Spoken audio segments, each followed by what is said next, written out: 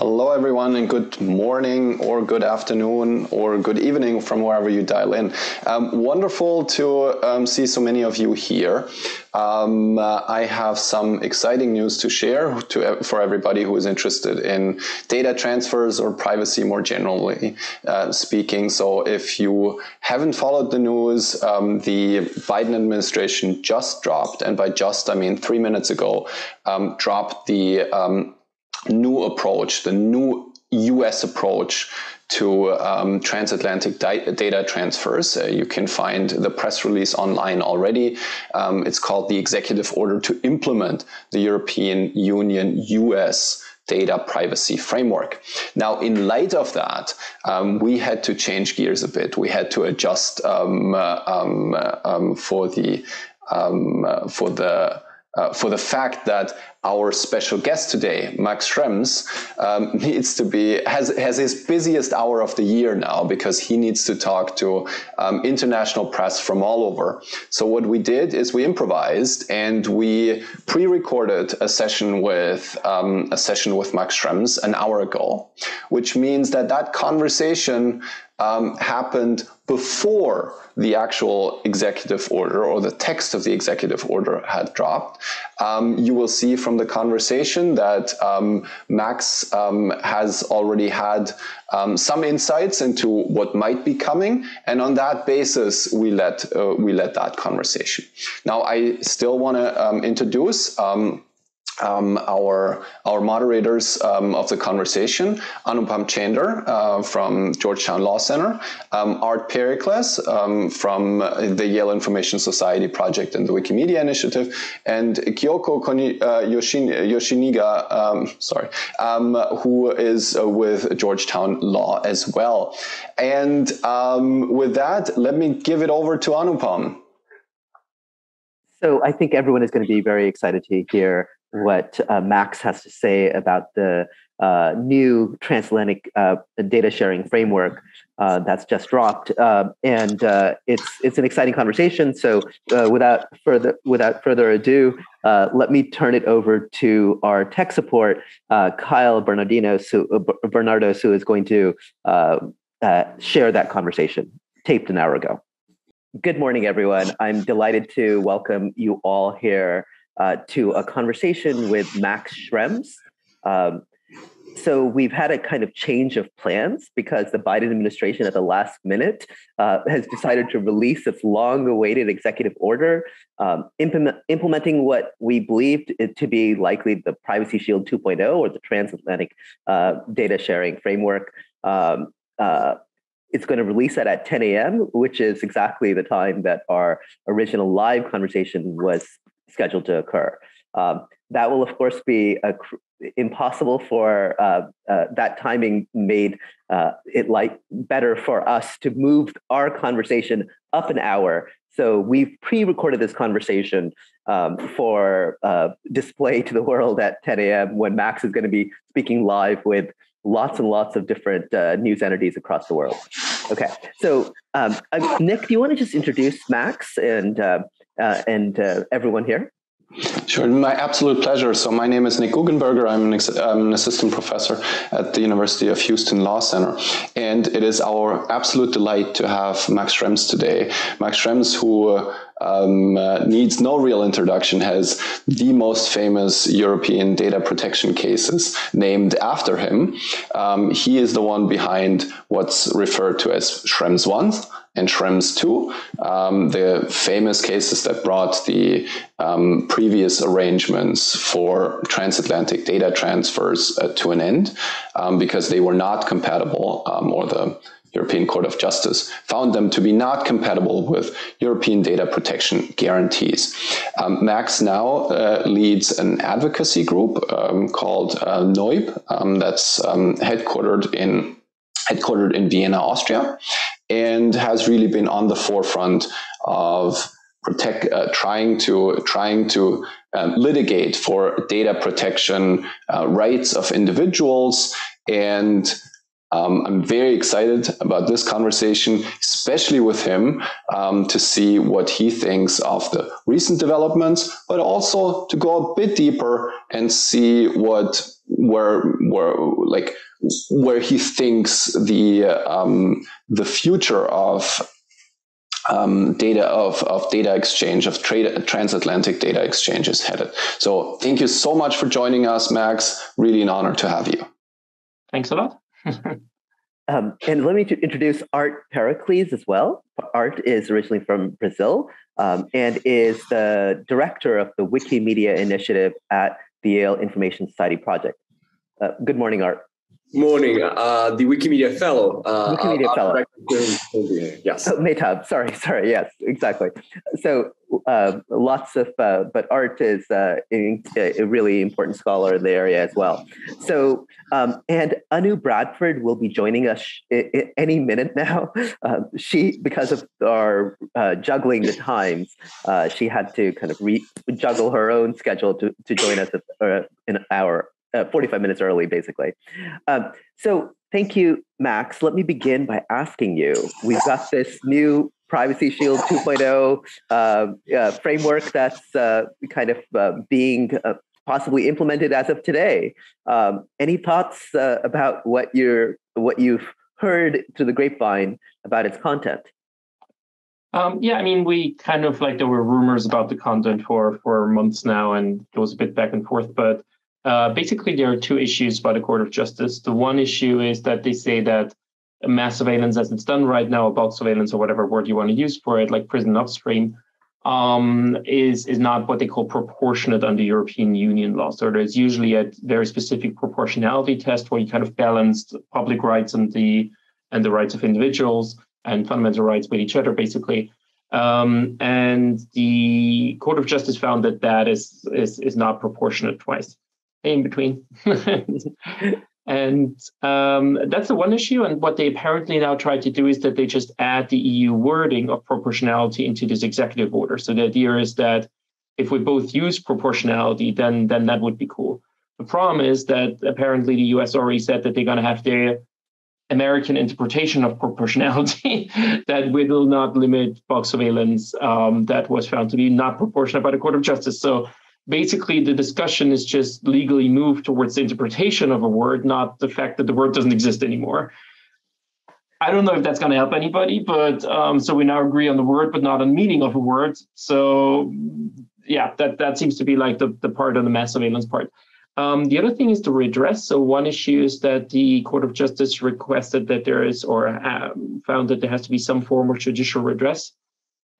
There is discussions how far that has to be a court, how much that could be a tribunal or something else.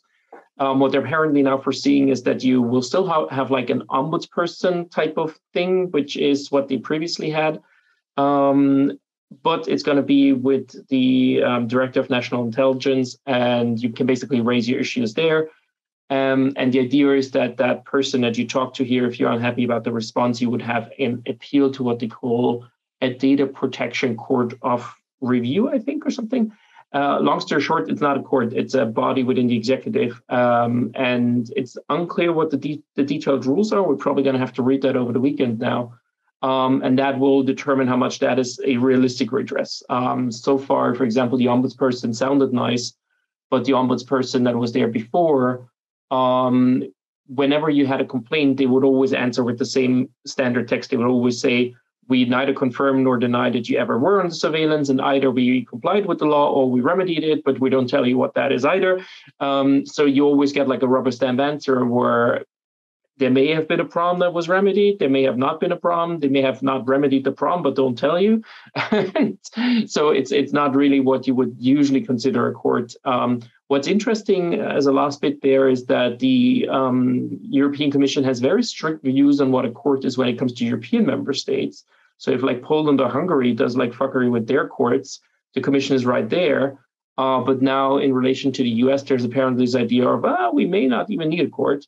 So I'm also not sure how that's going to square. So it's also for the Court of Justice, just for an American audience, not that simple to just say, we just say that's enough redress, because that would mean that they oftentimes would have to say the same thing towards European member states. And there's usually just one criteria that we have, which is the Charter of Fundamental Rights. And it applies basically in both scenarios. And that's kind of the tricky part here. I hope that is a bit of an overview. That's maybe terrific. The last part that would be super interesting is, what's really interesting to me is that we all kind of agree on the basics for wiretapping or surveillance, that there has to be like probable cause and a judge approving it and so on. The big problem right now is that the Fourth Amendment basically applies to US persons and not to foreigners. And that is going to become increasingly tricky in an international internet sphere with cloud and whatever, when rights are just limited based on nationality or geography. And I think that is, in a bigger picture, the underlying problem that we have here. Everybody's regulating the internet, but just for their own people somehow. So I wanted to also just introduce Anu Bradford, who really needs no introduction, like Max. Anu is famous the world over, and she unfortunately made the mistake of not trademarking the Brussels effect and earning a kickback every time it's been invoked by European legislators and others. So welcome, Anu. Thank you so much. I'm delighted to be here. And thank you, Max and others who give me so much to write about. Right. So Nick, I'll let you just pick up. Oh.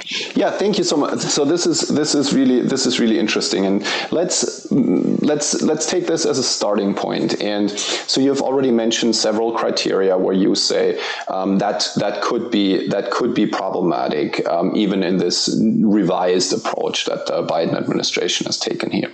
Out of those concerns, what would you say is your main concern? What is the one that could potentially, I say, drive a Schrems 3 decision?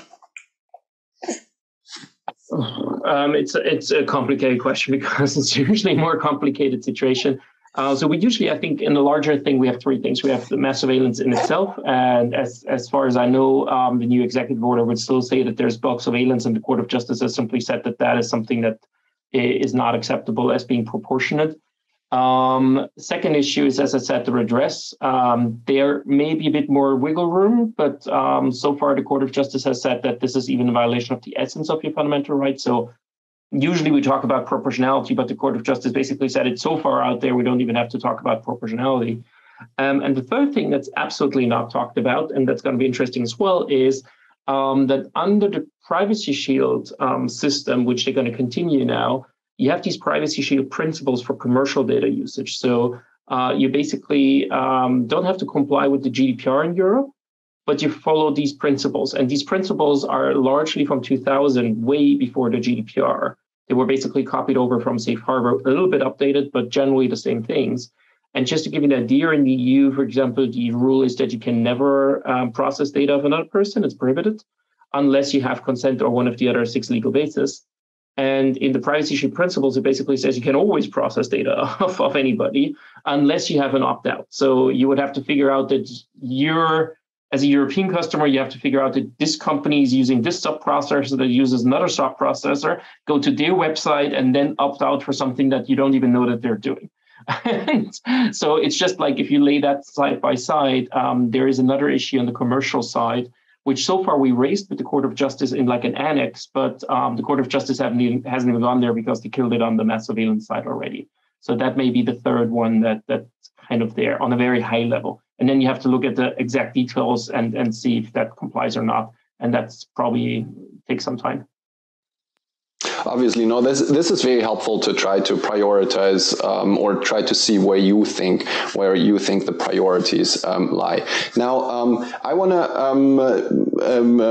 to pose one more follow-up question before I pass on the torch, and that is, in any of those three areas, do you see that there is, how should I put that there is openness, or that the administration might be open to further accommodate European concerns, or do you think that the administration at least perceives that to be their absolute final position on organizing the transatlantic data to organizing a transatlantic data exchange? I guess it's more of a U.S. policy question than for me to answer. But I guess the reality is that we just simply have the problem that there is this differentiation between citizen, non-citizen. And if basically the narrative is, and that is politically what I'm at least told from people in Washington, is like, people aren't going to get voted for giving rights to foreigners, basically.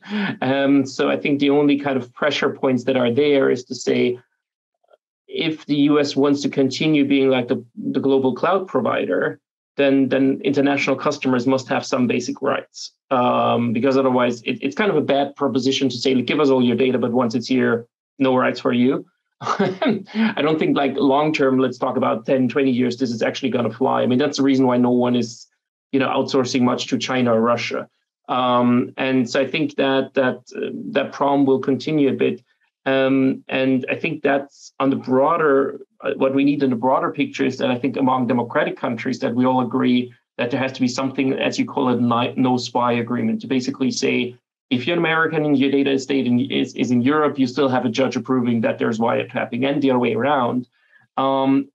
Because we kind of agree on these principles, we just partly don't agree what happens if there's cross-border situations.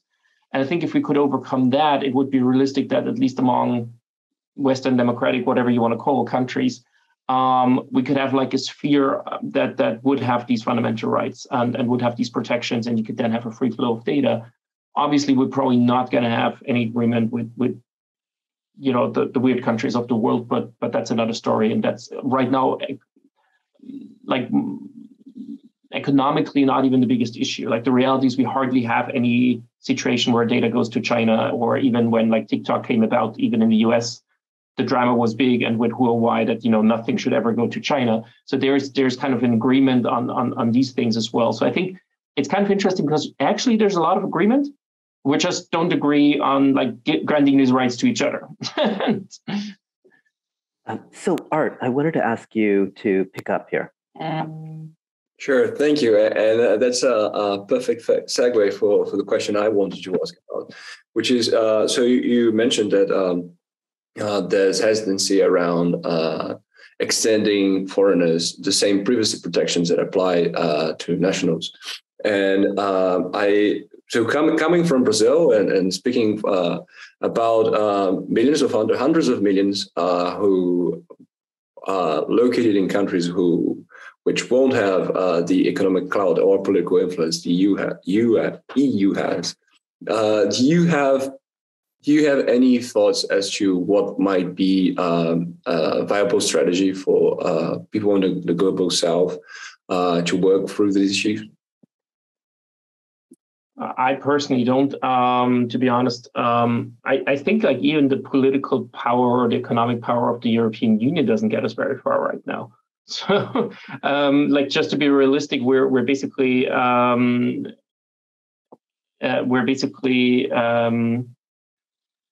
trying to kind of cause friction and thereby get movement. My thought is that generally the big tech companies basically have a lot of power in the US politically. If they get behind this and they realize that their international business is kind of contingent on providing kind of protection abroad, that could move something. And so we always try to kind of push it as far as possible because the EU and the GDPR does not have a citizenship element. So basically it is whatever data of whatever person in the world is processed either in the EU or certain other elements. So you can oftentimes have situations where de facto you broaden the protection for other countries as well or other citizens, because once it's in the EU, there's this human rights protection that just applies to anybody, and then it may go further to the US, and that may cause situations where they have to kind of give these rights to foreigners as well that are neither European nor US. But the reality is a lot of it is just very political. And then you get back to these kind of power games that I'm not an expert on. My hope was always that basically the US industry would get behind this and say, guys, you're killing our international business. So we have to move and have to change something here. So Anu, you are the expert on the economic and political power of the European Union. Maybe I'll ask you to ask a question next. Thank you, Anupam. So I write about the power of the EU, but I'm also quite conscious of the deficiencies of the EU when it comes to, for instance, enforcing the GDPR. So I wanted to pick up on what Art said about, and Max followed up on, whether the EU actually provides a model for the rest of the world when it comes to enforcing data privacy rights, and whether you think that the well-known deficiencies in the EU's own record have undermined the EU's ability to ask the Americans to hold the tech companies to higher data privacy standards. Yeah, I think that's so. The deficiencies, I think, it has to be separated a bit.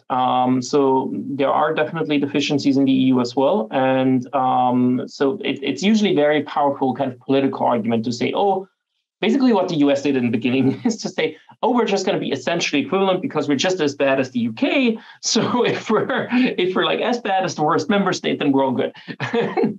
And that is just not how fundamental rights work. That just because someone else violates fundamental rights, you cannot say, it doesn't apply to us either. And the Court of Justice, I think, was very kind of straightforward in that.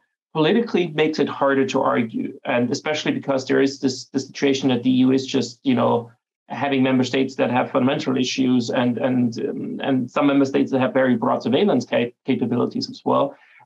And I think you have to separate that a bit. Like, for example, Germany or France and partly Sweden have like larger surveillance capabilities, but that's not all the member states. So, for example, if you look at Austria, I was always like, I'm an Austrian citizen. Like, the only surveillance apparatus we have is a unit within the police division, and they're allowed to do as much as any normal police officer. So why am I liable for what the Germans do? But that gets more tricky in a political debate. The Court of Justice so far took the view that because the national security of the member state is exempt from EU law, it's simply not regulated by the EU, so you can't be liable for that. There is arguments how far that goes. I think a way to think about it and to look at it is we still have this issue that it's a bit like in the US in the 20s when the Bill of Rights was not applied to the states, but just to the federal government. And some of the charter is still in that state where you basically say this only applies to the EU. So when they do data deals with other countries, it applies, but it doesn't apply to the member states because of this national security exemption, because that power was never given to the EU. Again, with 5 asterisks, there's debate if that's really true. And that would get you a bit to the situation where you say, okay, this is just not part of EU law and not regulated. Not very satisfying, not easy to put like in a 2-liner in a news article, much easier to say, oh, they do that too. But I think that may be the answer where this comes from and how we can look at this. But yeah, problems in the EU as well, definitely. Can I actually directly follow up on when you mentioned, Max, these expansive surveillance capabilities in some member states?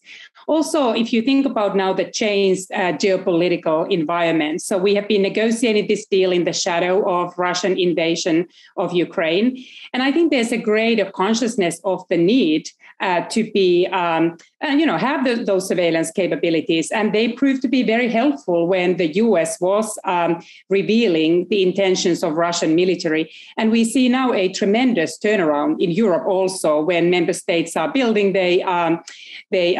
sort of capabilities and sort of geopolitical leverage to be able to adjust to the growing threats. So we have more of a, I think, sort of the consciousness for privacy is now facing also these demands of greater risks of military intervention. So what would be your response to those who say that we recognize the importance of data privacy, but we also recognize the heightened security concerns and the need to ramp up our capabilities so that we are not going to be at the mercy of what happens next when it comes to adversaries like Russia? Yeah, I think there are 2 parts. The one thing is the capability. So far, I don't know if it's sufficient to rely on the US for these capabilities. I think we should, if we need them, we should have them ourselves. That's the first question. That's one part. The other question is how to reconcile these 2 things. I mean, it used to be that for years it was terrorism why we had to kind of sacrifice privacy. Apparently now it's Russia.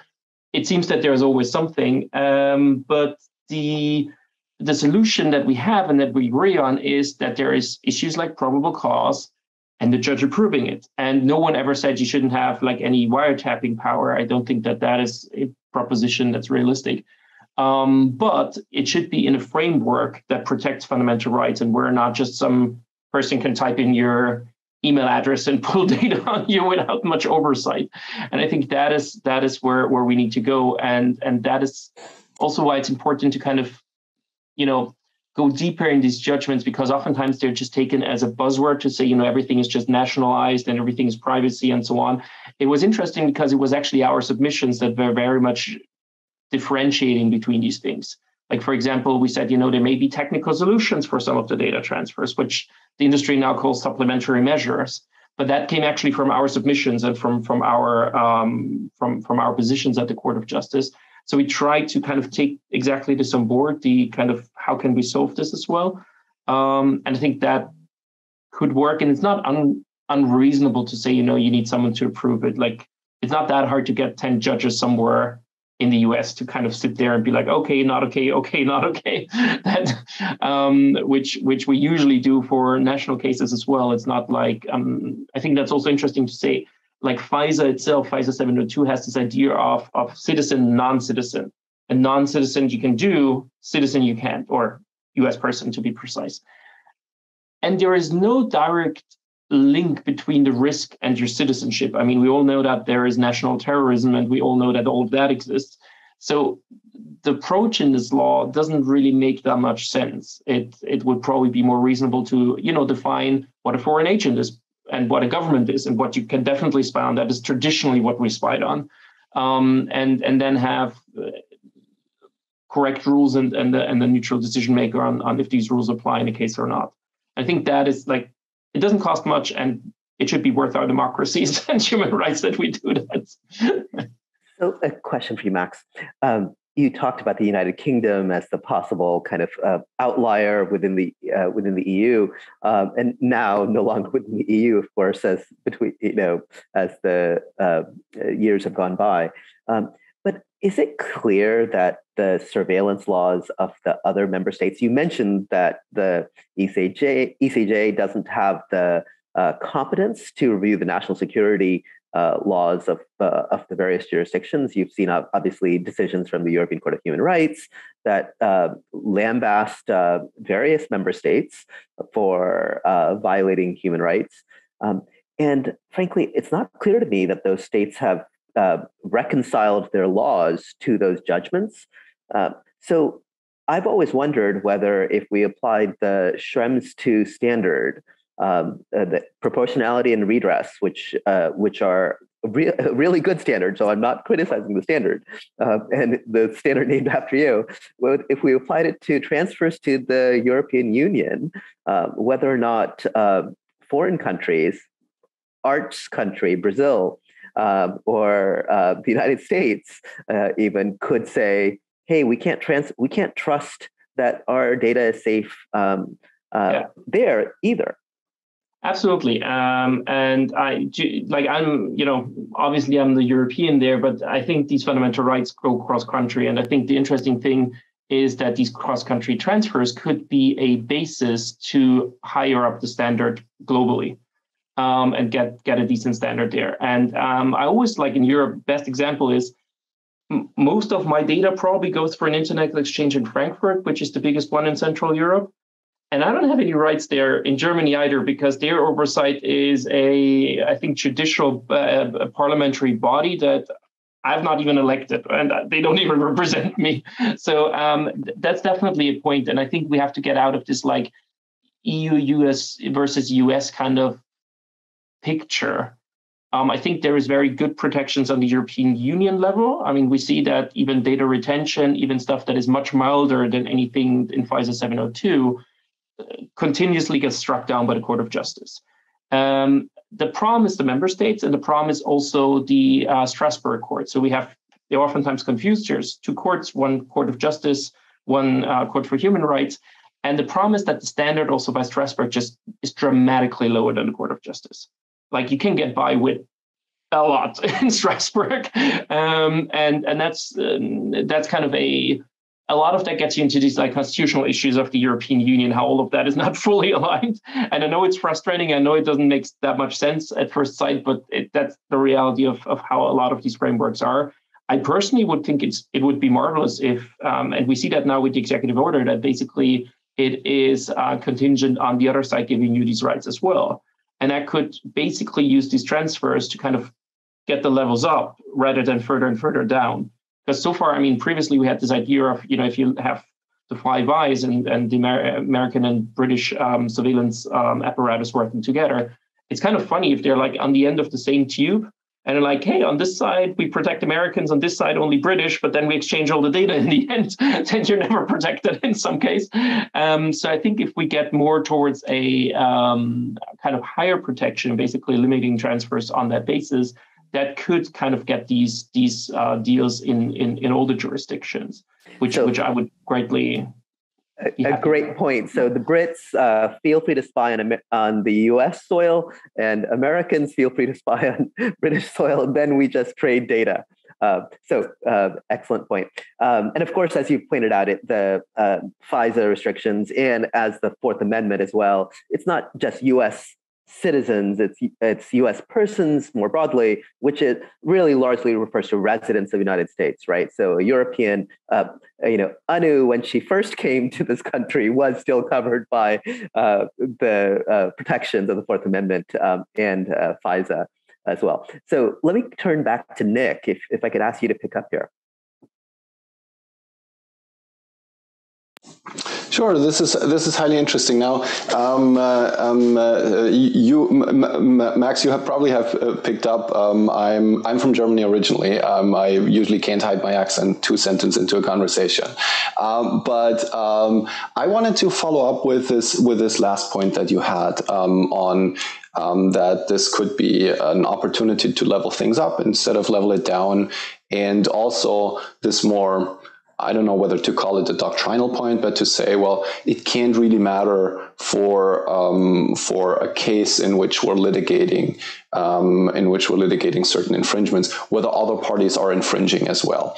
And I fully agree with both of those points. And I think you're completely right as to not feel represented by the German parliamentary oversight body that also, I should add, gathers in secret. So their deliberations aren't even open. Anyway, so let's put that aside and sort of turn to politics. And that is where I see sort of a bigger transatlantic divide, which is to say that, yes, it's nice that we can doctrinally separate those two things. But at the end of the day, the European Union, from an outside perspective, must look like a single entity.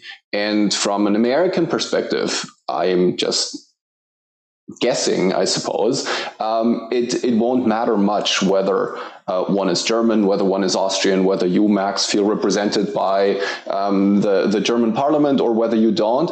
It's more that what's at issue is the aggregate behavior of the European Union as an international actor. And so let me slightly rephrase Anupam's question, which is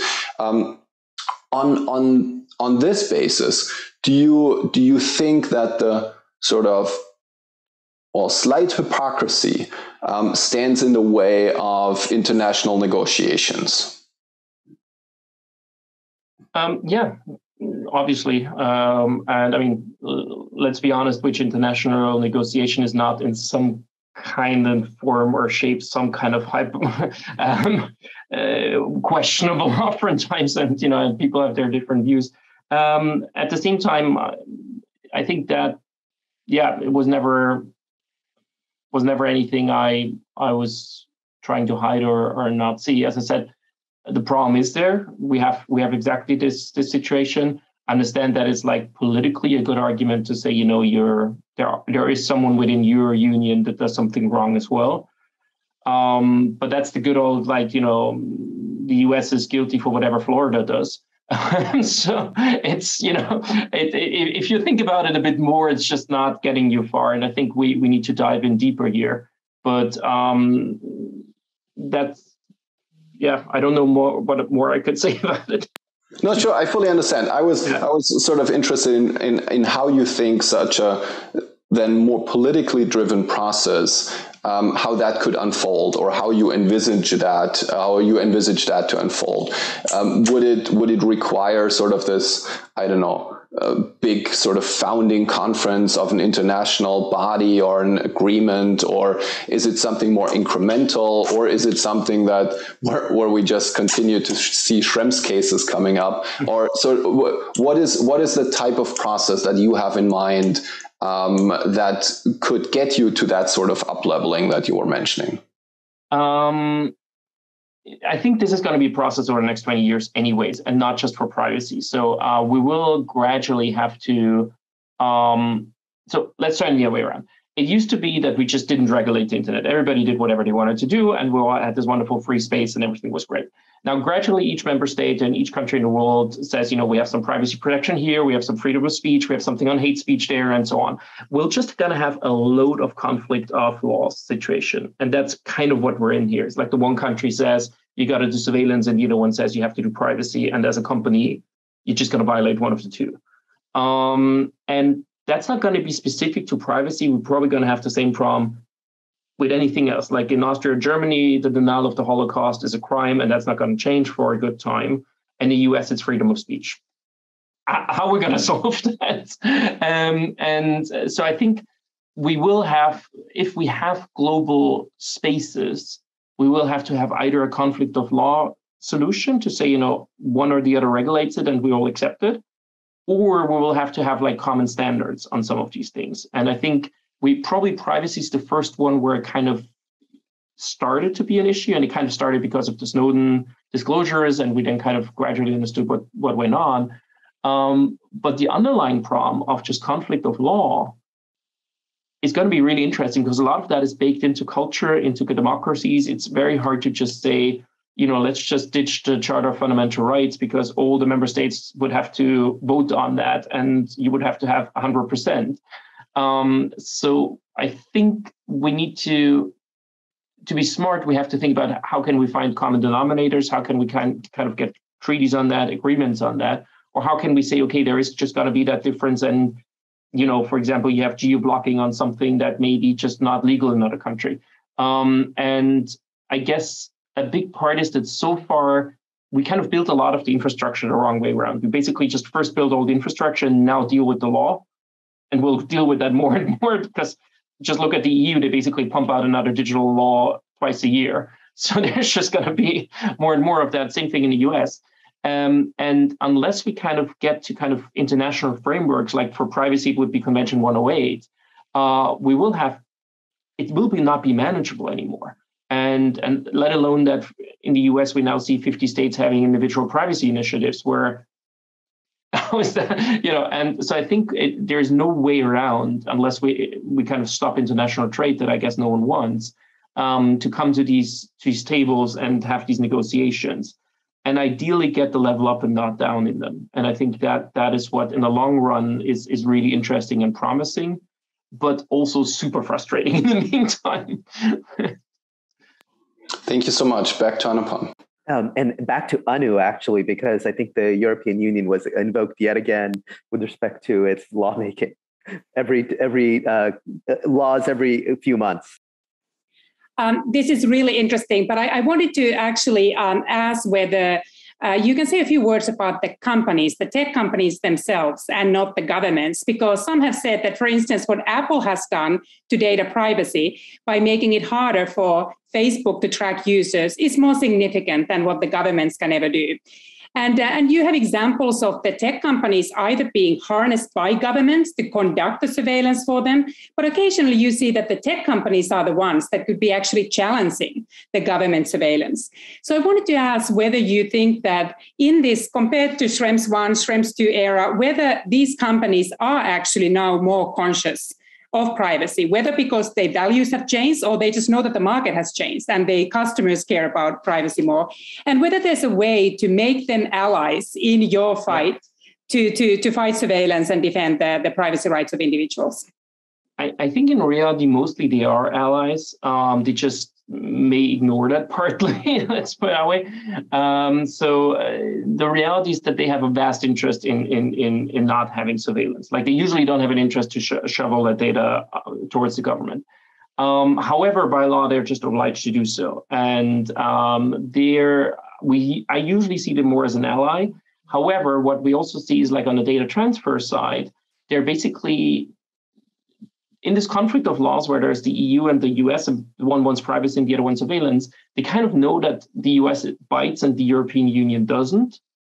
So they right now just go for the least resistance and just comply with US law.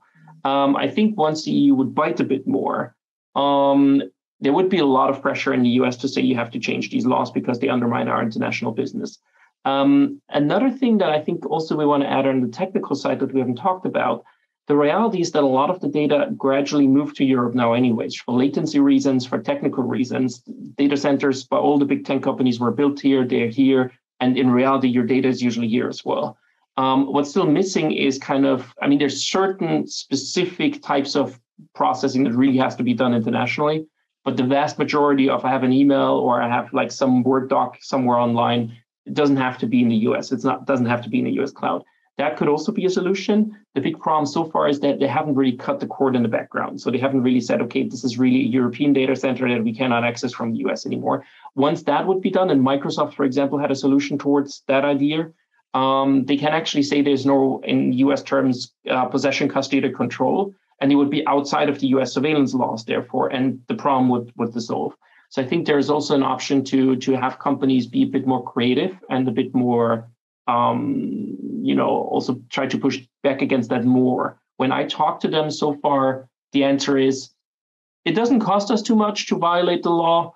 It costs us a lot to change stuff. So it's just economically more viable to just ignore the whole privacy debate in Europe. And that is fundamentally a European problem. We're great at passing new laws and passing new fundamental rights, but not really great at enforcing them and actually following through with them. It's like any refugee that was ever on the Greek coast has an idea of how much we can write into laws and then not follow through with it.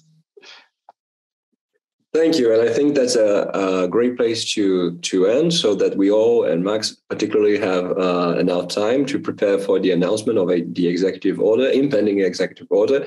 I want to thank Max for making it here on this day that has a lot of pieces moving. I want to thank Kyoko Ishinaga, who joined us later, but played a huge part in planning the session. Anu, Nick, Anupam, thank you all very much. And I want to invite everyone for our next session on October 21st at 10 a.m. Eastern Time, moderated by Dennis Hirsch. It's going to be Management for Ethical AI, the State of the Art. Once again, thank you so much, and we'll see you October 21st.